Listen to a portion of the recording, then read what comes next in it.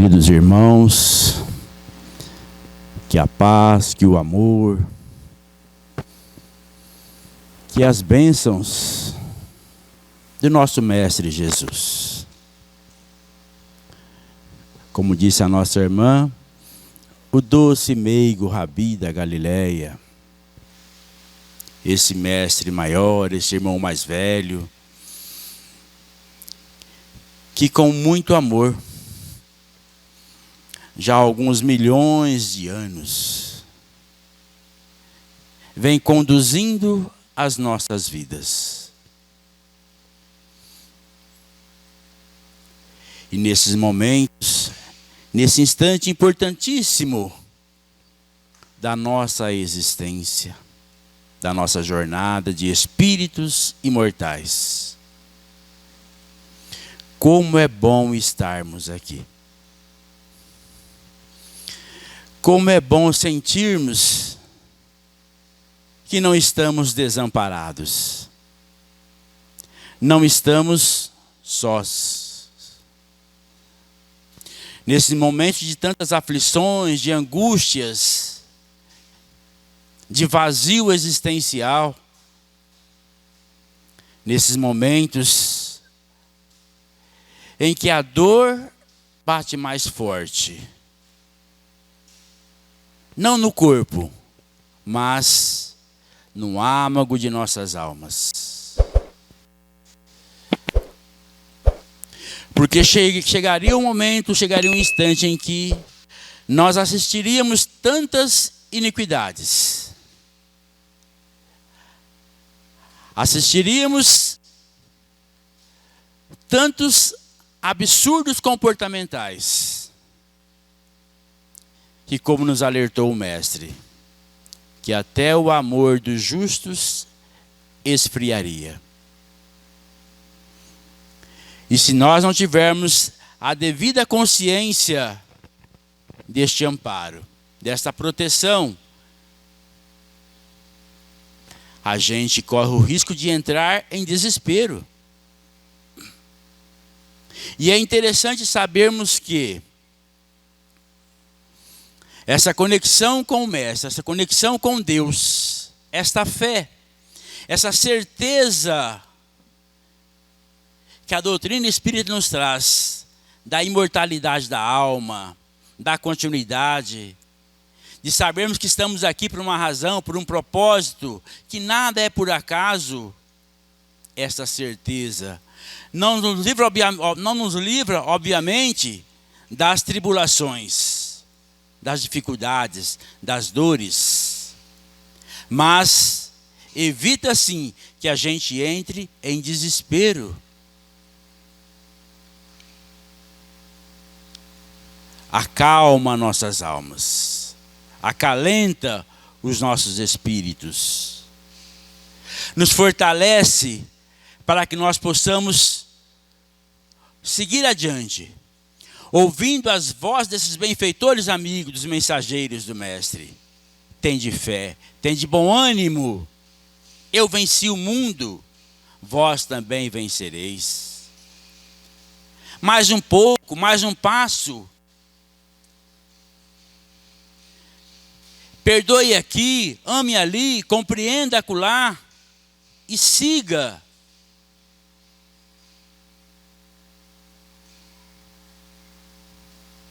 Se não fosse assim, eu vos teria dito, nos alertou ele. E vamos encontrar no capítulo 14 do Evangelho de João, ele nos dizendo: meus discípulos serão reconhecidos por muitos se amarem.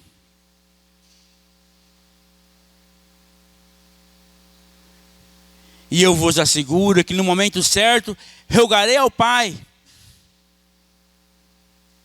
e vos enviarei um Consolador, o Espírito da Verdade, aquele que irá esclarecer muitas coisas que por ora eu não posso dizer.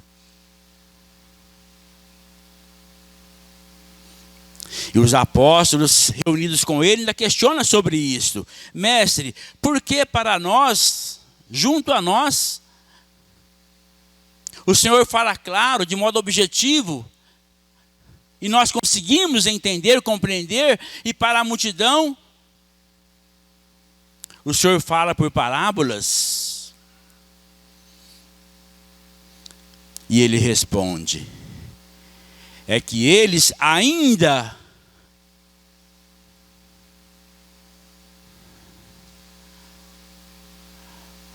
ouvem, mas não entendem.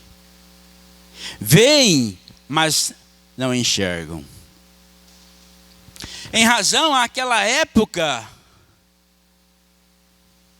da nossa condição ainda de infantilidade psicológica, de imaturidade espiritual,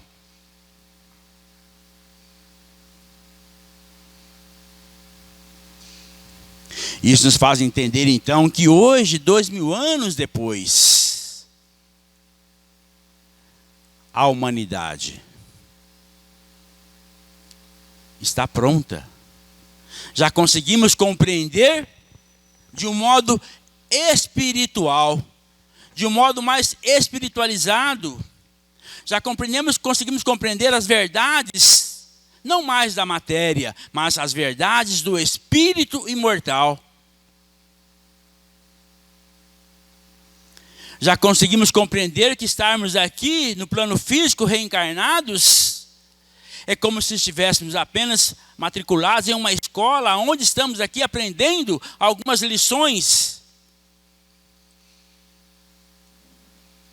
necessárias para a condição da evolução do espírito eterno que nós somos. Já conseguimos compreender que as coisas não se resumem a isto aqui. Isto aqui é apenas um instante, um momento.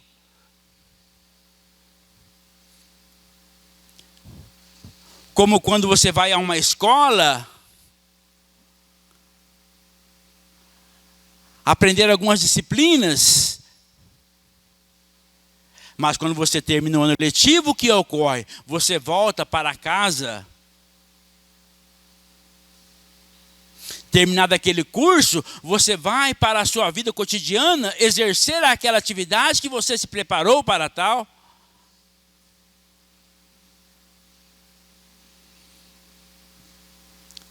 Hoje, então, temos essa condição de compreendermos isto. De sair da superficialidade do conhecimento religioso e aprofundarmos no terreno sagrado, divino, da alma humana, do espírito imortal. Já conseguimos compreender por que sofremos, o porquê da dor, o porquê de certas provações, o porquê de dificuldades que aparentemente não fazem sentido estarmos passando por aquilo. Mas conseguimos hoje uma compreensão maior para entender que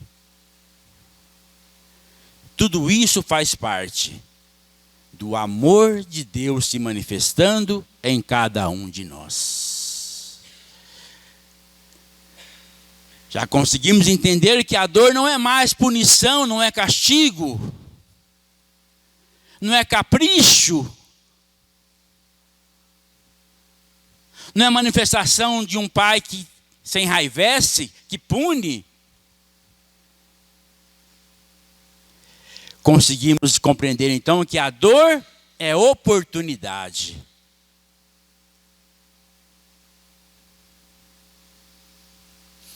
Conseguimos compreender que as reencarnações são convites que recebemos para ajustar a nossa própria consciência com as leis da vida. Não mais ajustar a consciência com Deus, porque Deus é. Mas é um ajuste conosco mesmo.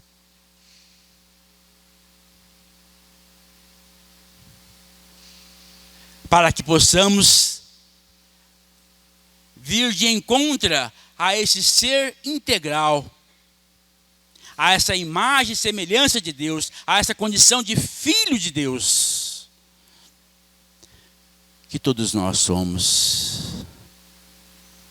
porque aí estareis até ajustar consigo mesmo o último ceitil.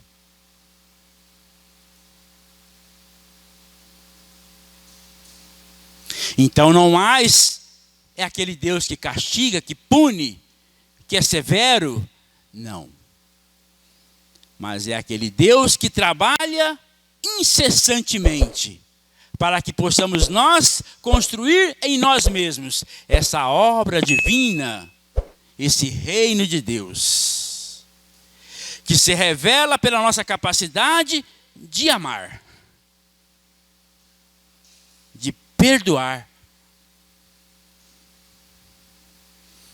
pela nossa capacidade de não mais estar presos simplesmente às necessidades do mundo, mas fazendo esse trabalho, essa transmutação, essa ressignificação de valores, aonde as coisas do Espírito passam a ter uma maior importância para todos nós. Entendendo que as coisas do mundo não é mais o fim e simplesmente um meio para que o Espírito alcance a condição de perfeição. Para que o Espírito alcance a felicidade.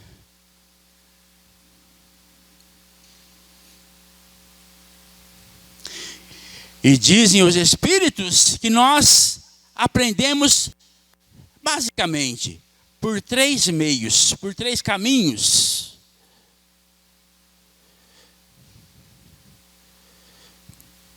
O primeiro aprendizado ocorre nas oportunidades de uma encarnação, através dos nossos próprios erros.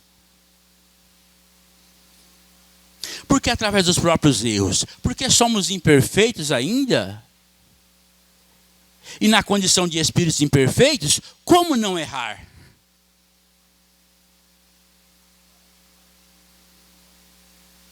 Ainda somos, todos nós ainda, impulsionados pelo ego, pelo egocentrismo. A dificuldade de compreender que eu e você somos iguais. Temos aquela tendência de acreditar que primeiro eu. E isso nos leva a cometer uma sequência, uma variedade de erros que fazem com que tenhamos a necessidade de estarmos retornando aqui ainda por muitas e muitas vezes. Mas a condição de errar, aprendemos com a doutrina espírita, a lei de causa e efeito. Tudo aquilo que nós fazemos tem uma resposta.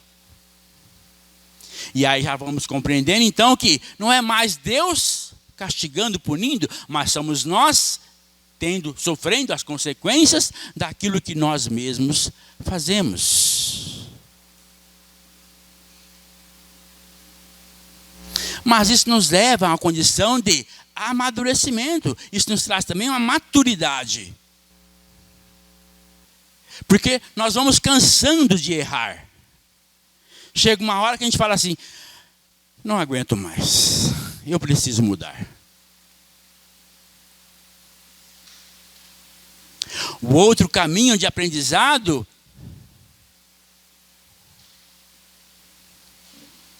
é observando o erro dos outros.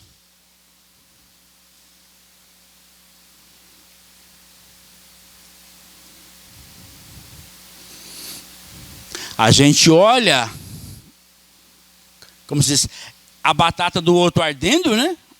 Opa, por aí eu já sei que não dá certo. Eu olho o outro, eu vejo o outro. Então, aprendemos observando o sofrimento, as consequências, aquilo que o outro faz e que retorna para si mesmo. A gente aprende com o erro também do outro. E existe uma terceira via. E essa é muito interessante. Mas essa terceira via, essa sim exige de nós estarmos despertos, estarmos atentos, estarmos conscientes.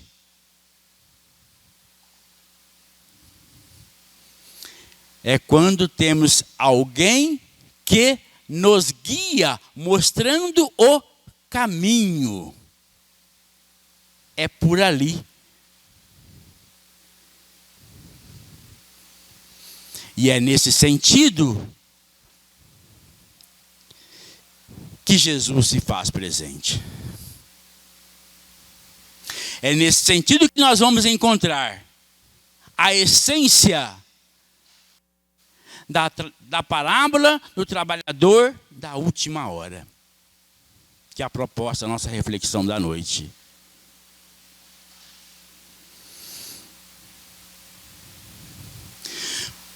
Porque os grandes mestres guiados, orientados por Jesus, trabalham incessantemente para a nossa evolução, nos mostrando o caminho para a construção do reino de Deus em nossos corações. Essa obra divina. E perguntaram então a Jesus: mas mestre, o que é o reino de Deus? Que caminho é esse? Que construção é esta?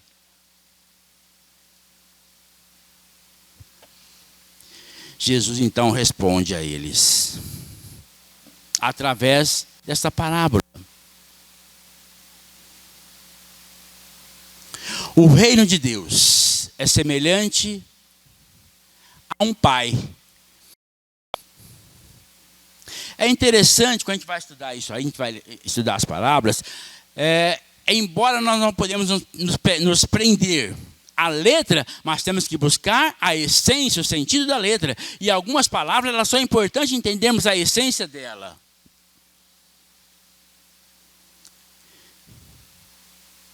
E Jesus coloca aqui, então, a palavra Pai.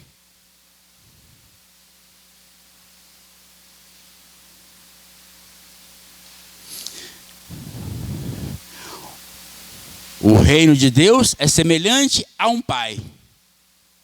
A um pai de família. Quem é o pai? É Deus. Quem é a família? Todos nós. Todos nós. Filhos deste pai.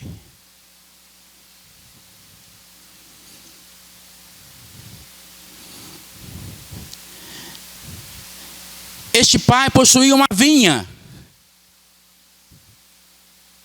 Qual é a vinha? A nossa casa terrena. O nosso planeta Terra.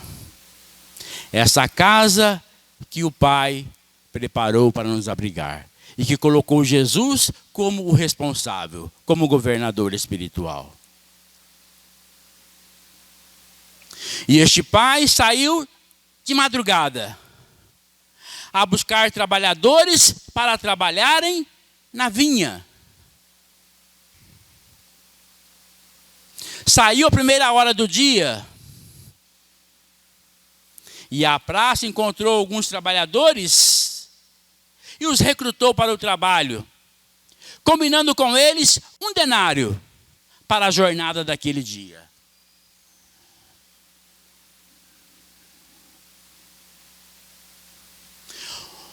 O que são as horas que Jesus traz nessa parábola? Porque o pai saiu à primeira hora do dia,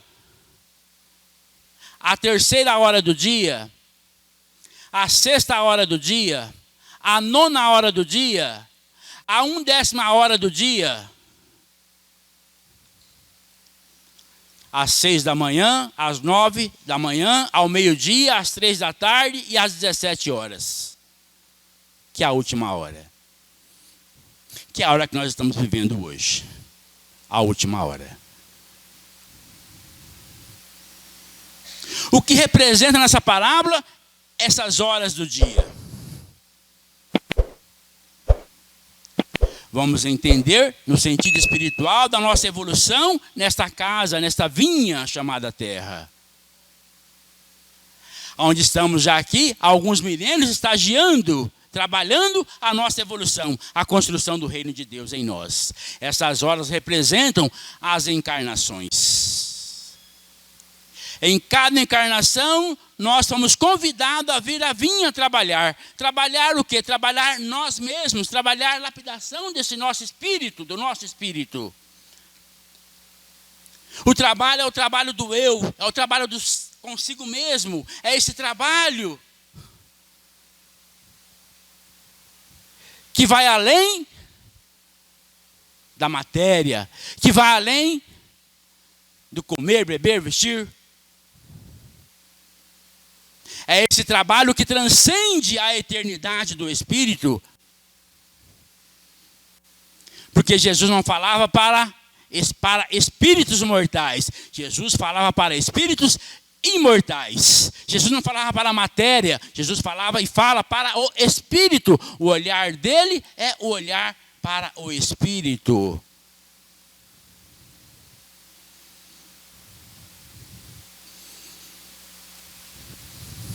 Porque ele tinha a devida consciência quem nós éramos, quem nós somos e quem nós viremos a ser.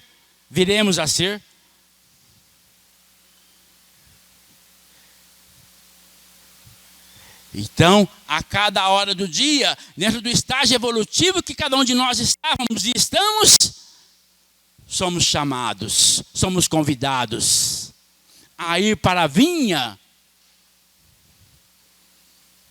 Que ele faz aqui uma analogia ao reino de Deus. E o que é o reino de Deus? É esta construção divina no coração do homem. E o que se trabalha nessa construção? A libertação do espírito. E o que nos leva à libertação das nossas almas? O desenvolvimento do princípio maior da criação, que é o amor. Meus discípulos serão reconhecidos por muitos se amarem.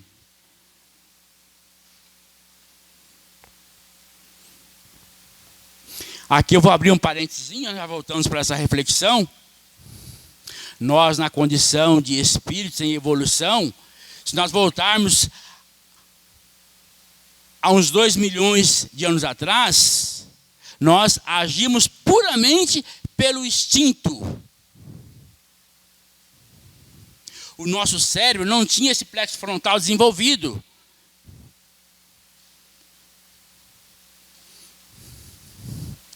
Agimos de modo primitivo, a atender apenas as necessidades da matéria. Mas com a evolução biológica, desenvolvemos o nosso plexo frontal. Quando se desenvolveu o plexo frontal, desenvolvemos o quê? A sabedoria, a inteligência, a capacidade de raciocínio, de compreensão, de análise, a capacidade de perceber, de sentir, de se emocionar. E nessa condição hoje, não podemos mais agir de modo apenas instintivo, porque se assim o fizermos, essa evolução terá sido inútil. Não estamos aproveitando essa condição. E essa condição de compreender, de amar, de sentir, que nos dá o propósito da vida. Sem isto, nós não nos encontramos com o propósito da vida. Qual é o propósito maior da vida? Meus discípulos serão reconhecidos por muitos se amarem. O propósito maior da vida, então, compreendemos hoje que é essa capacidade de compartilhar. Essa capacidade de amar uns aos outros, não apenas mais somente pensando em si mesmo. Essa capacidade de servir, de doar-se.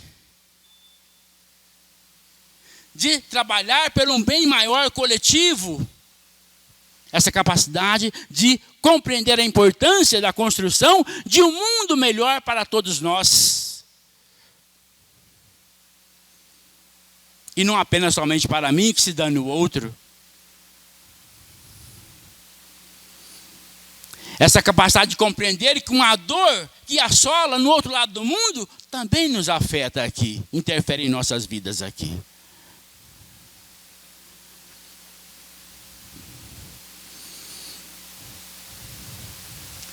E Jesus diz a Pedro, após o desencarne de Pedro no plano espiritual, depois de levar Pedro para as paragens espirituais para descansar um pouco, ele então se despede de Pedro e Pedro fala assim para Pedro: Pedro, você pode ficar por aqui, descansar, ir para onde você quiser, mas eu preciso voltar à terra. Porque enquanto houver uma lágrima na face da terra, Pedro, eu não descansarei.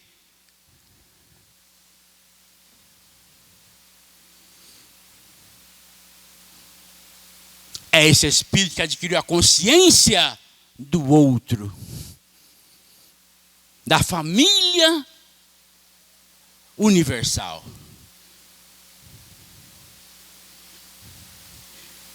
Pedro então se levanta: mestre, se tu vás, eu também vou. O discípulo consciente do trabalho, do exercício, do amor.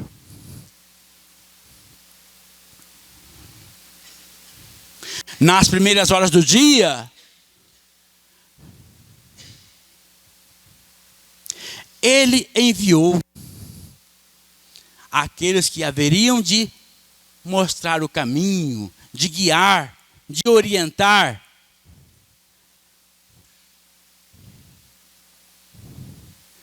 Porque era a responsabilidade dele de conduzir a todos nós. Das almas que meu Pai me confiou, nenhuma se perderá. Então vieram os primeiros profetas, Moisés e outros.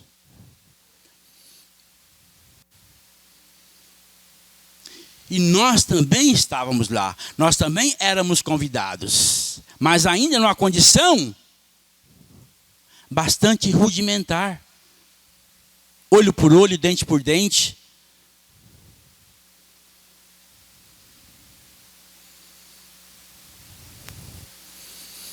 Mas na segunda hora do dia,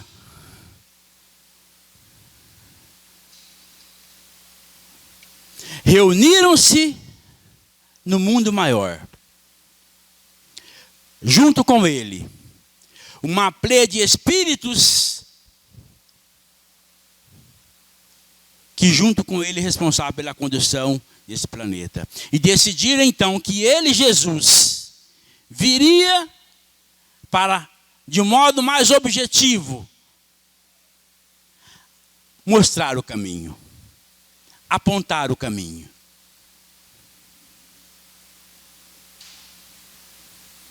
Diz os Espíritos que Jesus, com essa pleia de Espíritos, fizeram duas grandes reuniões no orbe terreno. A primeira foi para a construção desse planeta. E a segunda foi para a vinda de Jesus, quando ele veio à Terra.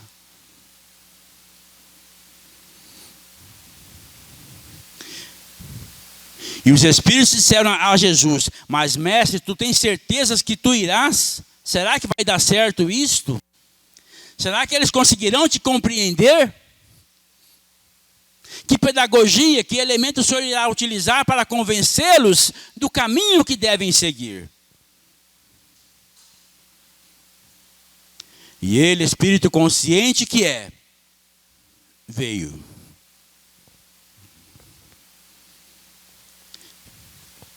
E ele usou um elemento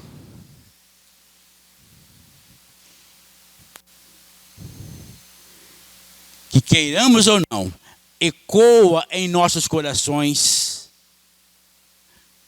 por todos esses séculos. Ainda que nós ignoremos. Para que nós consigamos, para que nós pudéssemos compreendê-lo, para que nós pudéssemos absorver a mensagem, para que nós pudéssemos ter a direção, o rumo, o caminho, a luz. Ele usou o elemento amor. Pois o Evangelho do Cristo, esta boa nova, se nós pegarmos toda ela e espremermos para tirar um único elemento, é o elemento chamado amor. Este amor capaz de acalmar uma multidão de pecados.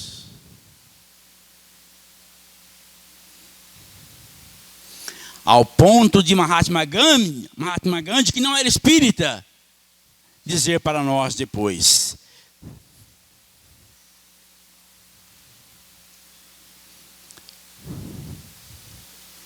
olhando a mensagem, as escrituras, principalmente o Sermão do Monte, é possível compreender que o amor de um único homem é capaz de acalmar multidões de pecado. Essa frase de Mahatma Gandhi.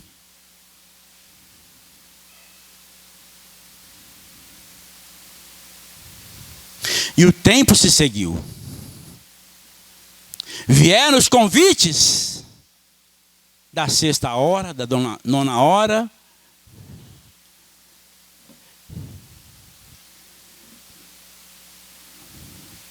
E da 1ª hora.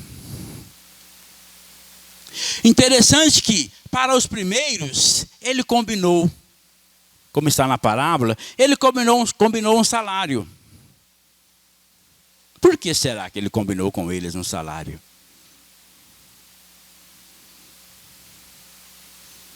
E apenas com os trabalhadores da 1ª hora, da última hora, ele não disse qual o salário que ele pagaria.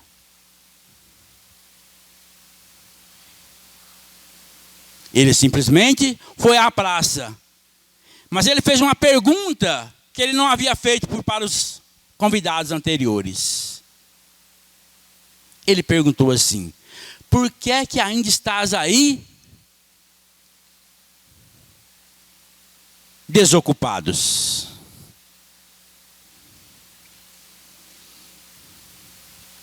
A resposta dos trabalhadores foi a seguinte: porque até agora ninguém nos convidou.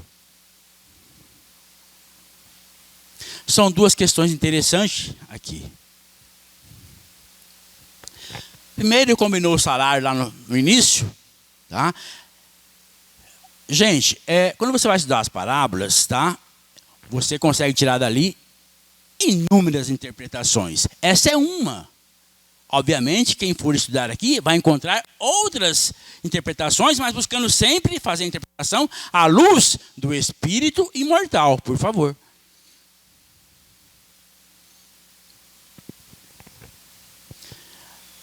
Nos primeiros tempos, nós estávamos presos aqui. A barganha com Deus. Eu faço se eu receber. Estávamos acostumados o quê? A lei da matéria. Apegados à matéria. Com o decorrer da evolução, nós passamos a compreender que a nossa relação com Deus não é mais uma relação de barganha. Porque aquilo que você faz, você não faz para Deus. Você faz para você. Quando eu me esforço para ser um homem de bem, não é para agradar a Deus. Deus é. Quando eu exercício a lei do perdão, da compreensão, da paciência, da tolerância, isso não é para agradar a Deus. Isso não faz bem a Deus. Faz bem a quem? A nós. A quem vivencia. Porque o trabalho é seu consigo mesmo, a responsabilidade é sua. É o trabalho da construção desse eu superior.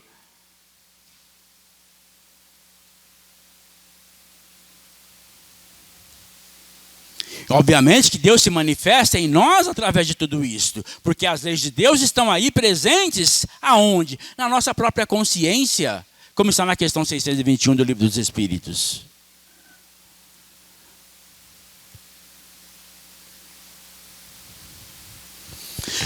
Então tem duas coisas interessantes aqui. Com os últimos da 1/10 hora, ele não combinou nenhum salário.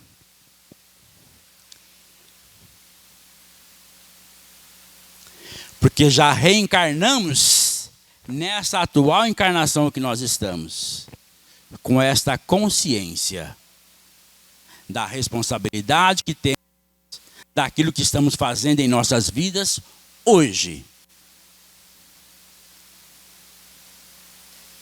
Nós não temos mais como alegar ignorância. Nós já não podemos mais dizer que nós não sabíamos. Está na questão 627 do Livro dos Espíritos. Kardec questiona. Mas, se está tudo escrito aí, por que é que os Espíritos ainda têm que vir e falar mais alguma coisa? E eles responderam, para que não possais alegar que não sabia, porque nós já sabemos. Esse é um ponto interessante. O outro ponto interessante é que, na última hora, quando já se imaginava, se nós pensarmos numa questão aí, material, não tem mais oportunidade, não tem mais o que fazer, que salário que eu vou ganhar trabalhar só 1 hora do dia? O dia tem 12 horas, trabalhar só 1 hora, que salário que eu vou ganhar? Que salário é esse? Mas por que eu estava ali na praça ainda? Sabem por que nós estávamos na praça ainda, meus irmãos? Esperando o convite?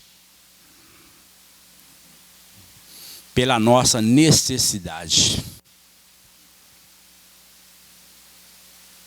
A necessidade de estar aqui não é de Deus, a necessidade é nossa.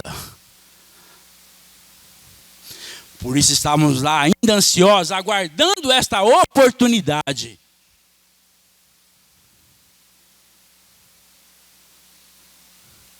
Porque querendo ou não, de modo consciente ou inconsciente, todos nós sabemos da importância do momento em que estamos atravessando neste planeta. E aqui se fala muito hoje no meio espírita a condição, né, dessa transição planetária. A necessidade de estarmos aqui trabalhando aquilo que está faltando ainda para que possamos dar continuidade, para que possamos continuarmos aqui. Para que não tenhamos que regredir, voltar lá atrás novamente. Quando alguém fala assim, eu não pedi para reencarnar. Errado. Você implorou. Você desejou, você quis. Você esperou na praça até a última hora para você poder vir aqui.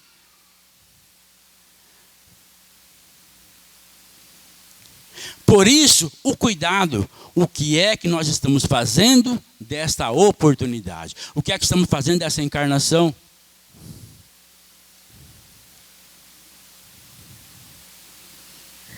O tempo urge.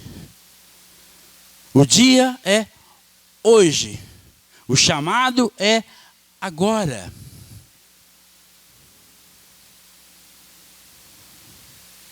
E porque nós espíritas, vamos encontrar os espíritos falando que somos os trabalhadores da última hora.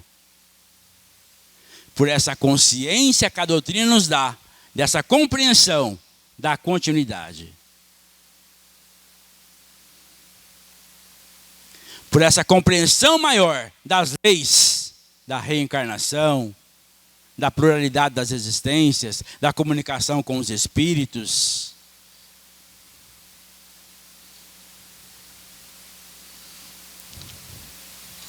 Dessa compreensão que você não é vítima de nada. Somos vítimas apenas de nós mesmos, da nossa preguiça, da nossa inércia.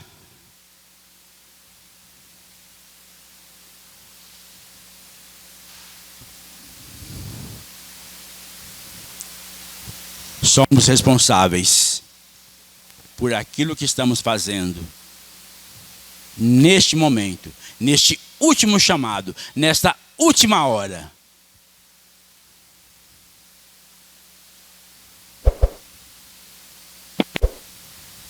O mundo parece estar louco aí fora. A gente se assusta com certos absurdos que a gente acaba vendo por aí. Mas Jesus lhe fala assim: que importa a ti? Segue-me tu. A responsabilidade, ela é individual. Não importa o que o outro está fazendo. O que importa agora nesse momento é o que eu estou fazendo. Qual é o meu propósito de vida nesse instante, nesse momento? O momento não é mais de ficarmos questionando A ou B, isso ou aquilo, religião A, B ou C. O momento é de ararmos a terra,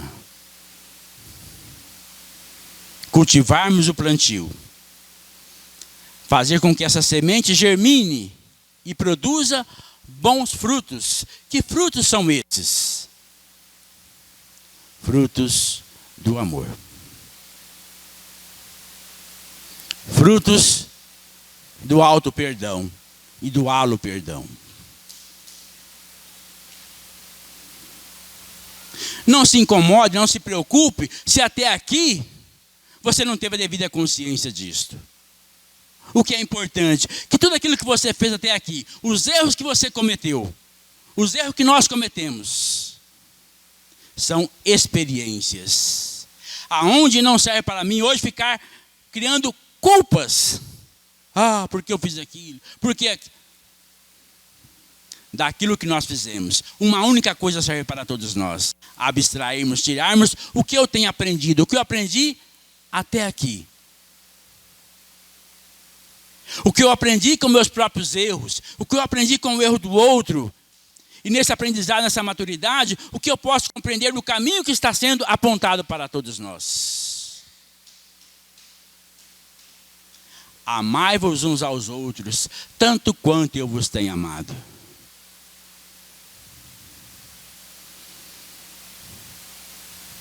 Aqueles que me amam seguem o que eu tenho dito.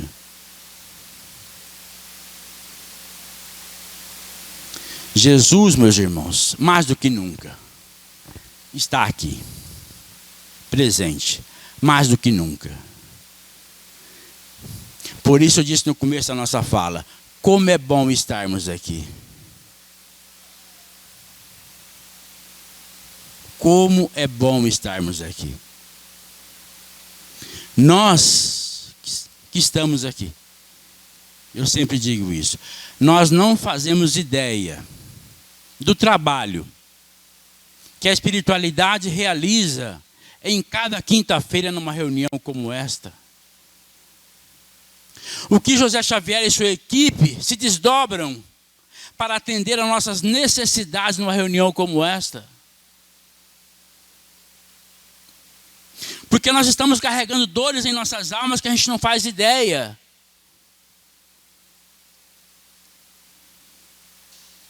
Muitas vezes a gente entra aqui, atrás de nós tem amigos espirituais com uma fichinha na mão. É a nossa ficha. Nós somos fichados, tá? Eles têm uma fichinha nossa. Eles sabem quais são as nossas necessidades. E esse trabalho que se realiza aqui, ele continua, ele tem um desdobramento ao longo da noite.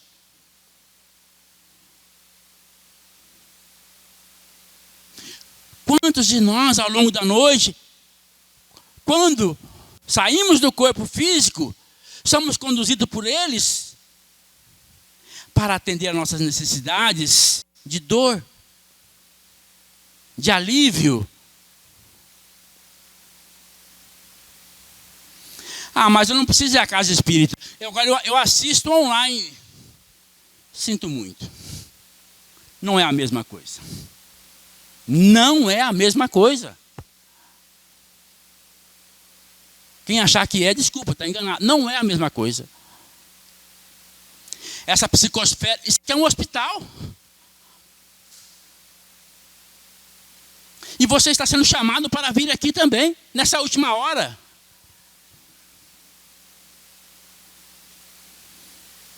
E a gente se perde nas distrações do mundo e deixa passar a oportunidade de receber essa água pura, esse lenitivo.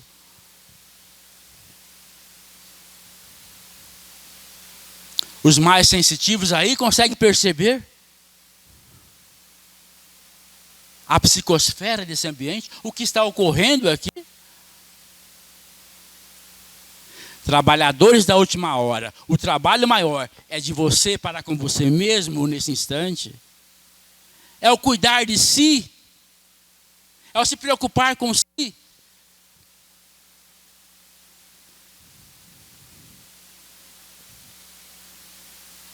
Para que possa conviver bem com o outro,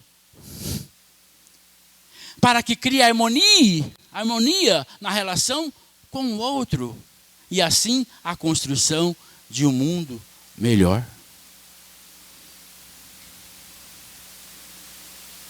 E nós não poderemos alegar que nós não sabíamos. Nós sabemos.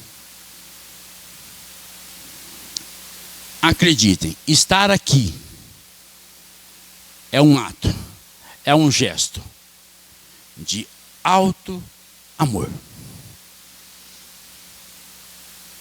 De alto amor. E ele diz, encerrando a nossa fala: eu vim para que tenhais vida, e não uma vida qualquer, mas uma vida em abundância. Que abundância é essa? Abundância do sentimento de paz, de felicidade, de alegria, de plenitude na alma, de consciência do dever cumprido.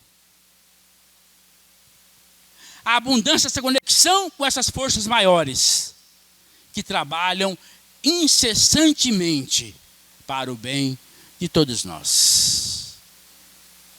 Nossa gratidão a eles por estarmos aqui. Nossa gratidão a eles pelo trabalho que desempenharam para que nós estivéssemos aqui nesta noite, recebendo o lenitivo espiritual, que a gente não faz ideia do quanto estamos precisando, do quanto é importante para as nossas almas. Que Jesus abençoe a todos nós hoje e sempre. Muita paz, irmãos. Muito obrigado.